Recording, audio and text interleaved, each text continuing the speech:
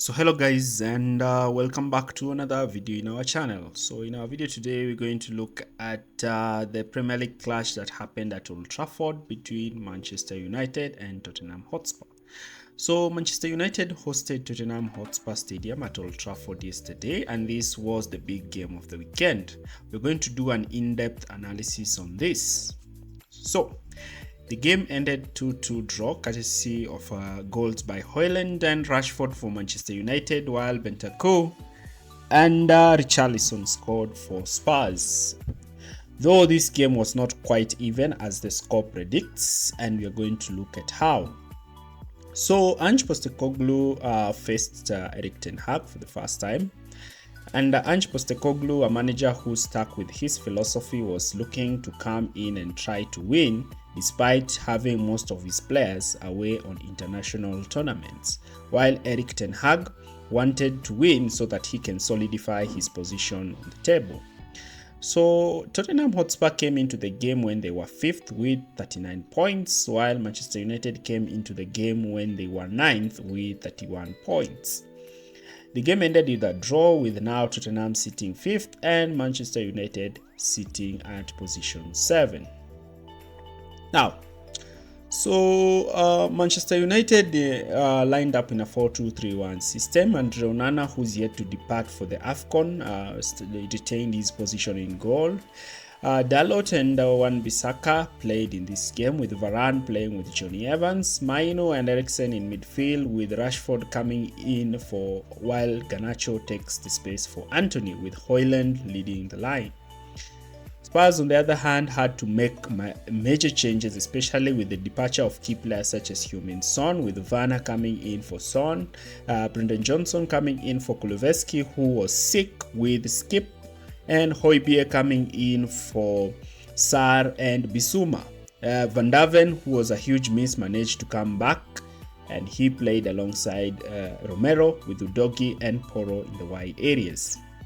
So Spurs, let's look at, before we continue, like, share and subscribe to our channel for more videos like this. And our first analysis we're going to look at is Spurs in possession. We want to see what Spurs did in possession. So Spurs, being a possession-based team, build up from the back, with Vicario dropping slightly forward, with the two centre-backs dropping alongside him. Now with Spurs, what they do is that their fullbacks are the ones who advance and move into the half-space regions to try and occupy positions like attacking midfielders. And the main aim for Spurs is usually to have as much as possible overloads in midfield.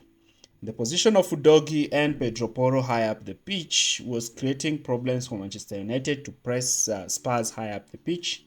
Therefore, United really wanted to sit deep in a mid-block to try to limit Spurs' aggressive high overload in midfield.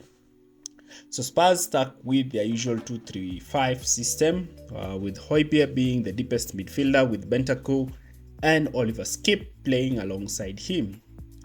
And Højlund was the only sole presser in this game. So Bruno Fernandes will try to sit on Højbjerg, and Højlund will attempt to try to press the centre-backs. But again, the centre-backs always had the option of playing the ball to the wide players, as Spurs like to build through the middle. So when Romero would play the ball to the wide area, Manchester United were not afraid, because Tottenham's wingers were quite inferior compared to Son and Kulusevski. Now, the central overload generated by Spurs was creating a lot of problems.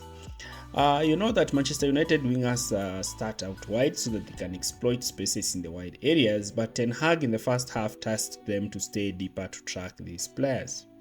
So in some instances, Porro will be the one who will drop deep in this position, with Bentancur moving up. This will create problems for Rashford, since Rashford now will have to think whether he should pick Bentancur or Porro. This will leave Wan-Bissaka isolated with Johnson, who would attempt to play those half-space balls for the runs of Bentancur.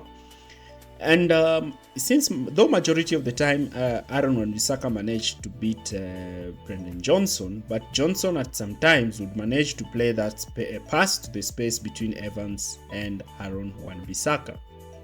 Now, The key facet of Spurs that we saw in this game is the position of their wingers and their use of their wingers. But the problem with the Spurs wingers is that they had to come short to try and receive the ball directly from the centre backs because of Manchester United's aggressive midfield overload. And since the Spurs wingers were not quite great in winning the ball, Manchester United would intercept the ball and immediately play the ball in the wide areas with the channels for the runs of Rashford and Garnacho. Now, also another facet that we noticed in this game was Timo Werner. Timo Werner had a lot of space and a lot of time to have a run against Diego Dalot, but this was not quite the case. In the position where Oliver Skip would manage to find Timo Werner in these wide positions, Werner would either play the ball to the half-space channel if Udogie managed to make the underlapping run, but majority of the time Timo Werner will just play the ball backwards or attempt to attack the byline. But in most part of this game, Timo Werner was quite ineffective, especially when trying to create or generate threat in the opposition box. And when he had chances to score, he managed to miss this game.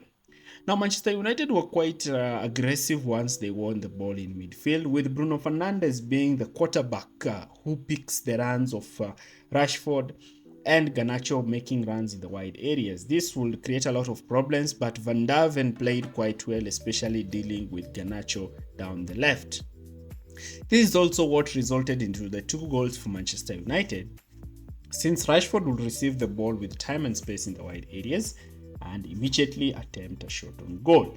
This saw him score 1 goal and assist 1 goal for Højlund. You can see here, Spurs have lost the ball, and Bruno Fernandes is already picking up that position in between the space and is looking to receive the ball to play the ball forward.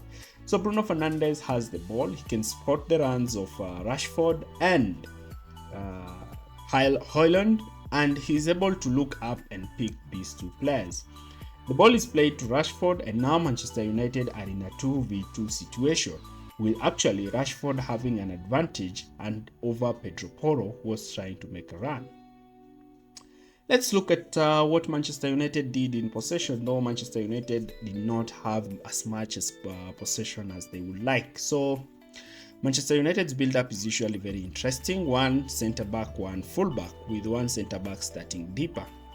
So Onana played as an extra centre-back in this position, and Richarlison's main aim was to try to press him with his cover shadow, with Spurs committing their wingers onto the Manchester United's full-backs.